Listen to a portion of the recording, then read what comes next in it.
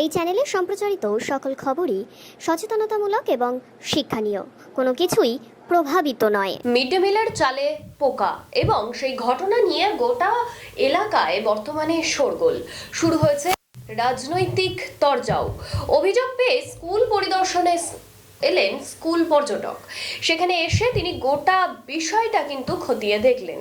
এর আগেও আমরা দেখেছি একাধিকবার যে স্কুলের মিড ডে মিল, সেই ঘটনাকে কেন্দ্র করে একাধিক রকমের দুর্নীতি চলে আসছে। কখনো চালে পোকা তো কখনো পচা খাবার, একাধিক রকমের খারাপ জিনিসের মধ্যে দিয়ে কিন্তু মিড ডে মিল ঘটনা হয়ে আসে। এবারও তার অন্যথা নয়। মিড ডে মিলের চালে পোকা এবং সেই ঘটনায় গোটা এলাকায় শোরগোল পড়ে গিয়েছে। এমনই ঘটনা পশ্চিম মেদিনীপুর জেলার রামজীবনপুর পৌরসভার রামজীবনপুর বালিকা বিদ্যালয়ের। অভিভাবকদের অভিযোগ, মাঝে মধ্যেই তারা ছাত্রীদের কাছ থেকে খবর পান স্কুলের মিড ডে মিলের খাবার একেবারে নিম্নমানের। কখনো কখনো পোকা চালকে রান্না করে দেওয়া হয়। আজ হঠাৎ অভিভাবক থেকে শুরু করে স্থানীয় বিজেপির নেতা কর্মীরা তা জানতে পারে এবং সেই বিষয় নিয়ে বর্তমানে ব্যাপক রাজনৈতিক তরজা সৃষ্টি হয়েছে। আমি ওখানে স্থানীয় বাসিন্দা, সেই হিসাবে আমি এক স্কুলে গিয়েছিলাম। কিছু ছাত্রীর অভিভাবক আমাদেরকে বলেছিলেন যে ওখানে খাবারের মান খুব নিম্ন।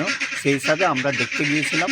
তো ম্যাডামকে বললাম যে আপনারা কোথায় চাল আছে আমাদেরকে দেখান, আমরা দেখলাম যে 40 বস্তা চাল পুরো পোকা, আর 10 বস্তায় মতো চাল ভালো চাল আছে, এবং পোকা চাল এবং ভালো চাল একসাথেই আছে। কিন্তু বলছে আমরা ভালো চাল খাওয়াচ্ছি। কিন্তু ওই বলা আমরা দেখার জন্য আমরা দেখে এলাম যে হ্যাঁ সত্যি পোকা চাল আছে, এবং আমাদেরকে কোনো ব্যক্তি বলেছিল যে পোকা চাল খাওয়ানো হয় ভালো চালের সঙ্গে মিক্স করে। কিন্তু ম্যাডামরা বললেন যে আমরা চালটা ফেরত দিতে পারি না, কিন্তু দেব। কিন্তু স্থানীয় এক ব্যক্তি, ওখানকার তৃণমূলের নেতা জয়ন্ত সিং, এসে নানা রকম যে কেন এইসব হবে, আমরা বেশ করেছি, এই নানা রকম আমরা করব, আপনারা কেন এসেছেন, এইভাবে আমাদেরকে নানা রকমের উদ্ধত্তমূলক কথাবার্তা বললেন। এই আর কি। আপনার নাম? আমার নাম সঞ্জীব ব্যানার্জি। আপনি? আমার 5 নম্বরই বাড়ি। স্থানীয় বাসিন্দা? স্থানীয় বাসিন্দা। বাজার করতে গেছিলাম, বাজারের সামনে রামজীবনপুর বালিকা বিদ্যালয়, দেখি সেখানে একটা চেঁচামেচি হচ্ছে। হওয়ার সাথে সাথে স্বাভাবিকভাবেই বাঙালি আবেগপ্রবণ লোক, আমি গিয়েছিলাম। যেয়ে দেখি যে এখন চাল নিয়ে কী সমস্যা হচ্ছে। ম্যাডামকে ডাকি, ম্যাডাম যে আমাদেরকে দেখায়। আমি গিয়েছিলাম ব্যক্তিগতভাবে গোডাউনটায়, যেয়ে দেখি সেখানে পোকা চাল। 50 বস্তা চাল আছে, তার 40 বস্তা পোকা, 10 বস্তা ভালো চাল। কিন্তু ম্যাডাম বলে যে এরকম আমরা ভালো চাল খাওয়াচ্ছি, পোকা চাল খাওয়াইনি। কিন্তু আমার সন্দেহ যে জাগলো একটা জায়গায়, যে 2টো বস্তা দেখলাম আদুরে খোলা আছে, নিশ্চয়ই পোকা চাল খাওয়ায়। আর আমাকে ব্যক্তিগতভাবে অনেক কী বলবো গার্জিয়ান ফোন করে বলেছিল, নন্দদা স্কুলে নাকি পোকা চাল খাওয়ানো হচ্ছে। আমরা এর তীব্র প্রতিবাদ জানাচ্ছি যে এখানে মিড ডে মিল, যেখানে মহিলা মুখ্যমন্ত্রী, একটা রামজীবনপুর গার্লসের নাম আছে, সেই গার্লসে কী করে একজন নিম্নমানের খাবার খাওয়ানো হয়। এটুকুই আবেদন করব যাতে নিম্নমানের খাবার না দেওয়া হয় এই স্কুলের মধ্যে। একটা স্কুলের মধ্যে ওরা কি বলতে যাচ্ছে, আমি গিয়েছি যেহেতু আমি বিজেপি করি, বলছে রাজনীতির রং লাগাচ্ছি, কিন্তু রাজনীতি করতে যাইনি। স্কুল সবার জন্য, স্কুল সবার আগে শিক্ষা দেয় আমাদেরকে। চাই আমরা স্কুলের মধ্যে রাজনীতি করতে চাইনি, কিন্তু রাজনীতি করবো না। আমাদের বহু জায়গা আছে, বহু প্ল্যাটফর্ম আছে, রাজনীতি করার যেখানে অবশ্যই করবো।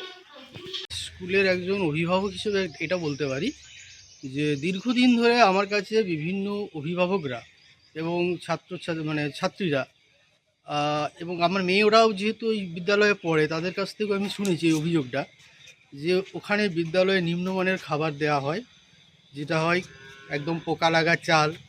তারপরে হচ্ছে আপনার আলু, পচে যাওয়া আলু, যে আলুটা রান্না হয়েছে তার ভেতর থেকে কালো কালো পোকা বেরোচ্ছে। তারপরে ডিম সেদ্ধ না দিয়ে ডিমকে ভেজে টুকরো টুকরো করে আলুর সঙ্গে মিশিয়ে তরকারি করে দেওয়া, যেখানে ডিম খুঁজে পাওয়া যায় না, এই ধরনের খাবার খাওয়ানো হয়। তো সেটা তো আমাদের যেটা অভিযোগ, মিড ডে মিলে তো এইভাবে ডিম অ্যালটমেন্ট হয় না। পার স্টুডেন্ট একটা করে ডিম অ্যালটমেন্ট হয়, এবং সেখানে প্রত্যেক স্টুডেন্টকে একটা করে ডিম সিদ্ধ দেওয়া উচিত, সেটা ওখানে আমরা দেখতে পাই না। তো এই অভিযোগটা প্রত্যেকটা ম্যাক্সিমাম 80% গার্জেন আমার কাছে করেছেন। আমি সেটা নিয়ে অ্যাজ এ গার্জেন হিসেবে ওই স্কুলের যিনি বর্তমানে সভাপতি আছেন, 5 নম্বর ওয়ার্ডের যিনি বর্তমান কাউন্সিলর মাননীয় শিউলি সিংহ মহাশয়া, উনি এবং ওনার স্বামী মাননীয় জয়ন্ত সিং মহাশয়, উনি হচ্ছেন ওই স্কুলের বর্তমানে সভাপতির দায়িত্বে আছেন। তো ওনার গোচরে আমি বহুবার 2-3 বার এই বিষয়টাকে এনেছি। ওনাকে আমি অনুরোধ করেছি যে আপনি দয়া করে একটু সময় দিয়ে দেখুন বিষয়টা, কারণ এটা ছাত্রীদের স্বাস্থ্যের ব্যাপার। ছাত্রীরা যদি এই ধরনের বিষাক্ত খাবার খেয়ে অসুস্থ হয়ে পড়ে, তাহলে তার দায়ভার স্কুল কর্তৃপক্ষকেই নিতে হবে, আপনাকেও সেই দায়ভার নিতে হবে। তো উনি আজকেও ওনাকে আমি এই অনুরোধ করেছি, উনি বলেছেন যে উনি বিষয়টা দেখবেন। তো আজকে আমি স্কুলের গোডাউনে গিয়েছিলাম, কী ধরনের চাল আছে সেখানে দেখলাম যে মোটামুটিভাবে প্রায় 50 বস্তা চাল আছে, যার মধ্যে প্রায় 40 বস্তা চালই হচ্ছে পোকা চাল, এবং সেই চালের বস্তাও কিন্তু 3টে জায়গায় 3টে বস্তা অর্ধেক পরিমাণ করে চাল আছে, এই ধরনের বস্তা খোলা আছে। আর বাকি প্রায় 7-8 বস্তা চাল ভালো আছে। ম্যাডামরা দাবি করছেন যে ওনারা ওই ভালো চালটাই ব্যবহার করছেন, পোকা চালটা ব্যবহার করছেন না। ওনারা খারাপ চালটা পৌরসভাকে অ্যাপ্লিকেশন দিয়েছেন রিপ্লেসমেন্ট করার জন্য। কিন্তু আমার প্রশ্ন হচ্ছে, তাহলে ওই পোকা চালের বস্তা 3 জায়গায় 3টে বস্তা অর্ধেক পরিমাণে খোলা কেন? ওনারা যদি ব্যবহার না করে থাকেন তাহলে পূর্ণ বস্তায় থাকবে। এটা আমার মাথায় আসলো না। যাই হোক, আমি আশা করব আগামী দিনে যেন বিদ্যালয়ের ছাত্রীরা ভালো খাবার, বিশুদ্ধ খাবার পায়, সেদিকে প্রশাসন এবং স্কুল কর্তৃপক্ষ নজর দেবে। আপনার নাম? আমার নাম কৌশিক আস। আপনি আপনার কাছে যে অভিযোগ পৌঁছেছে এবং যার পরিপ্রেক্ষিতে আমাদের বিদ্যালয়ে আসা, আপনি কিছুক্ষণ আগে রীতিমতো গোডাউনে গেছিলেন। আপনি দেখেছেন যে 2 ধরনের চালই অবশ্যই সেখানে আছে, যেটা বলবো না খারাপ চাল বা পোকা লাগা চাল। সেটা পোকা লাগা চাল কোনো কারণের জন্য নয়, চালটা একটু ড্যামেজ হয়েছে, সেই চালটাকে সরিয়ে রাখা আছে।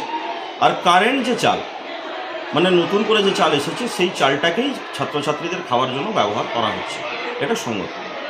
কিন্তু সেই সঙ্গে জানিয়ে রাখি, আমরা যখন এলাম, বিশেষ করে আমি যখন এলাম, তখন দেখলাম যে রামজীবনপুরে কোনো একটি বিশেষ রাজনৈতিক দল, বলতে দ্বিধা নেই, বিজেপির যারা করে পরিচিত যারা, তারা রীতিমতো একটা গার্লস স্কুলে এসে দিদিমণিদের রাস্তায় দাঁড় করিয়ে তাদের হ্যারাসমেন্ট করছে।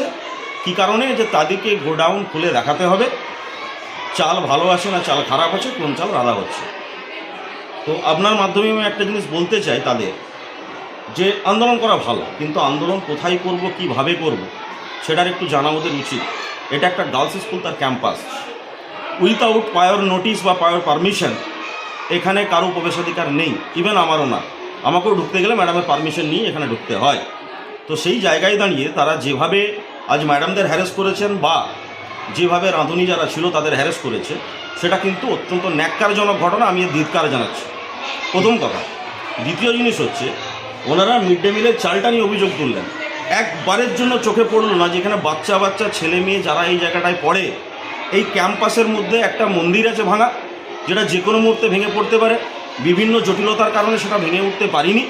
এবং একটা পুরনো বাড়ি আছে, যেটাও এত খারাপ অবস্থায় আছে, যেটাও যে কোনো মুহূর্তে ভেঙে পড়ে ছাত্রীদের রীতিমতো ক্ষতি হওয়ার সম্ভাবনা আছে। সেটা নিয়ে কিন্তু তারা কোনোদিনও সহযোগিতা করেননি বা দুটো কথাও বলেননি। মানে শুধুমাত্র রাজনীতিকরণের জন্য আসা এবং রাজনীতি করা, তো এই রাজনীতির ক্ষেত্রটা আমরা স্বাগত জানাচ্ছি, কিন্তু এটা বিদ্যালয়, তাদের মাথায় রাখতে পারে রাজনীতি করার জায়গা নয়। আমরা জোর দিয়ে বলছি, আপনি অনুসন্ধান করুন, আরও যদি কোনো অথরিটি থেকে থাকে তারা অনুসন্ধান করুক। আমরা ছাত্রীদের যেটা উপযুক্ত চাল, খাওয়ার যোগ্য চাল, সেই চালই রান্না করে খাওয়াই। বাতিল যে তাল, তারা আমরা রিকুইজিশন দিয়েছি মিউনিসিপ্যালিটিকে, হয়তো যে কোনো দিন তারা ফেরত নিয়ে চলে যাবে। আমার মনে হয় যে ব্যক্তিটিকে অভিভাবক হিসাবে আনা হয়েছিল, সেও না কোথাও না কোথাও ওইভাবেই তাদের দ্বারা, অর্থাৎ এই বিজেপির দ্বারা প্রভাবিত হয়ে এসেছিলেন, এবং সেটা উদ্দেশ্য করে। আপনার নাম? জয়ন্ত সিংহ, আপনি? প্রেসিডেন্ট, রামজীবনপুর বালিকা বিদ্যালয়।